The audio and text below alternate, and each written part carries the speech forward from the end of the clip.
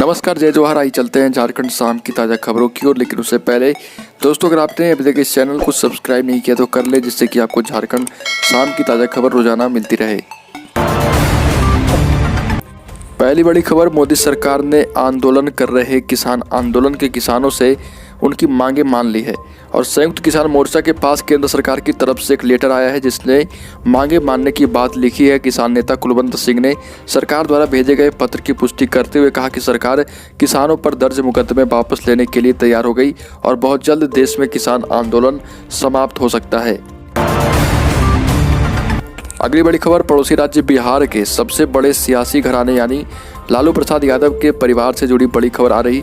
लालू प्रसाद यादव के छोटे बेटे और बिहार विधानसभा में नेता प्रतिपक्ष तेजस्वी यादव जल्द ही शादी के बंधन में बंधने वाले हैं। नेता प्रतिपक्ष तेजस्वी यादव की सगाई यानी रिंग सेरेमनी दिल्ली में होने वाली है। लालू प्रसाद से जुड़े विश्वस्त सूत्रों से मिली जानकारी के मुताबिक इस पारिवारिक कार्यक्रम का आयोजन दिल्ली में किया जा रहा। अगली खबर, झारखंड के बिजली उपभोक्ताओं पर अगले साल से बिल का बोझ बढ़ सकता है। झारखंड बिजली वितरण निगम लिमिटेड ने वित्तीय वर्ष 22-23 से बिजली की दर में 30% तक की वृद्धि का प्रस्ताव दिया है। झारखंड राज्य विद्युत नियामक आयोग को भेजे गए इस प्रस्ताव को हरी झंडी मिलते ही 40 लाख से उपभोक्ताओं की जेब पर बोझ बढ़ेगा। जानकारी के अनुसार JBPNL ने 22-23 के लिए एनुअल रेवेन्यू रिक्वायरमेंट के साथ बिजली टैरिफ का प्रस्ताव झारखंड राज्य विद्युत नियामक आयोग को भेज दिया है और राज्य की जनता को अब बिजली बिल ज़्यादा जमा करना होगा। अगली खबर, झारखंड हाईकोर्ट ने असिस्टेंट टाउन प्लानर नियुक्ति गड़बड़ी मामले में JPSC से पूछा तीखा सवाल। झारखंड हाईकोर्ट के जस्टिस डॉक्टर SN पाठक की अदालत ने असिस्टेंट टाउन प्लानर नियुक्ति मामले में दायर याचिकाओं पर सुनवाई की है। अदालत ने सुनवाई के दौरान मौखिक रूप से झारखंड लोक सेवा आयोग से पूछा कि आवेदन की अंतिम तिथि के बाद अभ्यर्थियों के टाउन प्लानर मेंबरशिप सर्टिफिकेट जमा करने की तिथि बढ़ाने का JPSC को क्या अधिकार था, जिसका जवाब JPSC ने अभी तक नहीं दिया है। जल्द ही झारखंड हाईकोर्ट इस पर और भी कड़ा रुख अपना सकता है। अगली खबर, झारखंड लोक सेवा आयोग JPSC द्वारा 1 नवंबर को 7वीं राज्य सिविल सेवा परीक्षा के नतीजे घोषित किए गए थे। इसके साथ ही परीक्षा रद्द करने के लिए शुरू हुआ विरोध थमने का नाम नहीं ले रहा। पिछले 37 दिनों से JPSC के अभ्यर्थी लगातार प्रदर्शन कर रहे आयोग के अध्यक्ष द्वारा आपत्तियों पर दिए गए जवाब को अभ्यर्थियों ने सिरे से खारिज कर दिया है और कहा कि विज्ञापन की कंडिका 10 में स्पष्ट कहा गया कि प्रारंभिक परीक्षा का रिजल्ट कुल नियुक्ति और कुल रिक्तियों का लगभग 15 गुना प्रकाशित किया जाएगा, जिसके लिए सिंगल कट ऑफ होगा।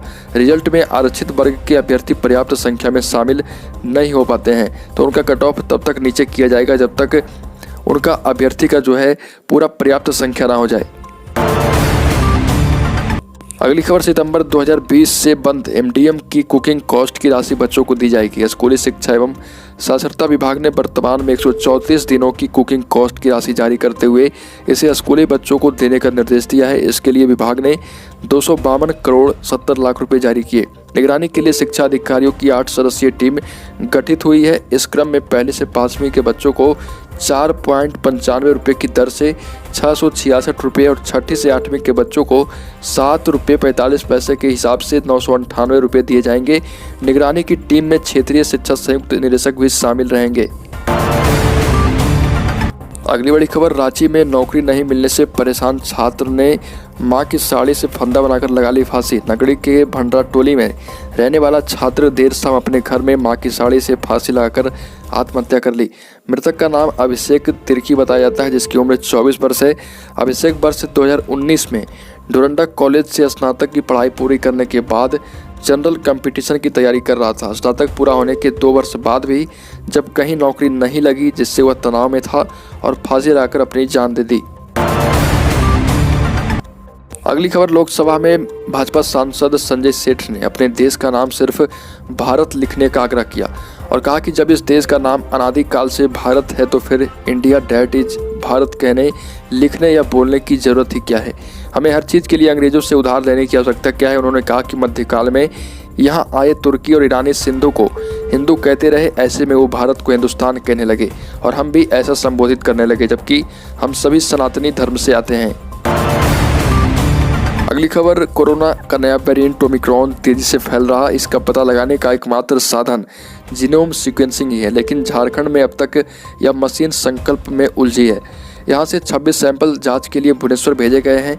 एक सप्ताह बाद भी इसकी रिपोर्ट अभी तक नहीं आई। ऐसे में प्रक्रिया में उलझने की बजाय मशीन जल्द खरीदने का संकल्प सरकार को लेना होगा, ताकि समय पर वेरिएंट पर का पता चल सके। दरअसल देश के लिए जीनोम सीक्वेंसिंग मशीन खरीदने की प्रक्रिया करीब 8 महीने पहले शुरू हुई थी। इसके बाद कई बार प्रस्ताव बना, लेकिन हर बार कागजों में ही लटका रहा। अब 4 अगस्त को फिर रिम्स के माइक्रोबायोलॉजी विभाग ने मशीन खरीद का प्रस्ताव स्वास्थ्य विभाग को भेजा है। अगली खबर, आर्थिक रूप से कमजोर विद्यार्थियों की मदद के लिए केयू में गठित होगा कोष। पश्चिमी सिंहभूम के चाईबासा स्थित कोल्हान यूनिवर्सिटी में सिंडिकेट की बैठक हुई। इस पर छात्र संगठनों की ओर से दिए गए प्रस्ताव पर चर्चा करते हुए गरीब छात्र छात्राओं को आर्थिक मदद उपलब्ध कराने के लिए विश्वविद्यालय स्तर पर कोष गठित करने पर विचार किया गया। इस प्रस्ताव की स्वीकृति में सामने आ रही वित्तीय कठिनाइयों का समाधान खोजने के लिए वित्त सलाहकार तथा वित्त पदाधिकारी की कमेटी गठित करने का निर्णय हुआ। कमेटी के सुझाव व मानक के अनुसार इस कोष की स्थापना की जाएगी। अगली खबर, राजधानी में 99% ट्रेनें चली समय पर, इसलिए सबसे आगे पहुंच गया है Ranchi rail division. Ranchi rail division देश में नंबर 1 बन चुका है। झारखंड में पिछले कुछ दिनों से माओवादी बंदी के दौरान ट्रेन परिचालन को बाधित करने का प्रयास किया गया, फिर भी रांची रेल डिवीजन समय पर ट्रेन परिचालन किया, जिससे देश में नंबर 1 स्थान पाया है। माओवादी बंदी के दौरान रांची रेल डिवीजन ट्रेनों के आगे आगे पायलट इंजन चलाकर ट्रेनों का समय पर परिचालन किया। रांची में ट्रेन परिचालन में 99% ट्रेनें समय पर चली। इसमें डिवीजन 99% के साथ दूसरे स्थान पर रहा। अगली खबर, पूर्वी सिंहभूम जिले के जमशेदपुर में भाजपा नेता पर जानलेवा हमला किया गया। भारतीय जनता युवा मोर्चा के जिला महामंत्री सूरज सिंह पर बदमाशों ने देर रात हमला किया। हरगट्टू स्थित काली मंदिर के पास रात करीब 10:15 बजे भाजपा नेता घायल अवस्था में मिले। वह सड़क पर पड़े हुए थे और सूचना पर पुलिस की टीम मौके पर पहुंची। घायल को इलाज के लिए TMH पहुंचाया। सूरज के चेहरे पर चाकू से वार किया गया था, इसमें उन्हें गंभीर चोटें आई है। तो दोस्तों, झारखंड शाम की ताज़ा खबरों में अभी के लिए इतना ही। अगर आपने अभी तक इस चैनल को सब्सक्राइब नहीं किया तो कर लें, जिससे कि आपको झारखंड शाम